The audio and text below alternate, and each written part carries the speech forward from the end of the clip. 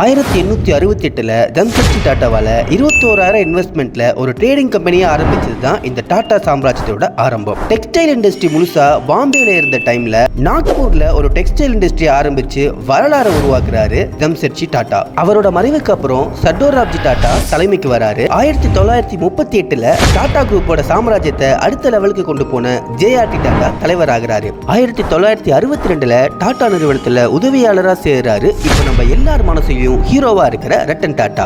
அவரோட கடின உழைப்பால 1991 டாடா குரூப்போட தலைவரும் ஆகிறாரு. அதுக்கப்புறம் தான் இப்ப நம்ம எல்லார் வாழ்க்கையிலையும் ரொம்பவே இணைஞ்சி இருக்கிற Tata salt, Titan, Tanishq, Tata safari, நானோ கார், டாடா ஸ்கை, ஸ்டார்பக்ஸ் இப்படி பல எக்ஸ்ட்ரீம்க்கு டாடா குரூப்பை கொண்டு போனதுக்கு அப்புறம் 2012 தலைமை பொறுப்புல இருந்து ஓய்வு எடுக்கிறாரு ரத்தன் டாட்டா. 2019 டாடா குடும்பத்தை சாராத ஒரு நபரான நடராஜன் சந்திரசேகரன் டாடா குரூப்போட தலைவராகி வழிநடத்திட்டு வராரு.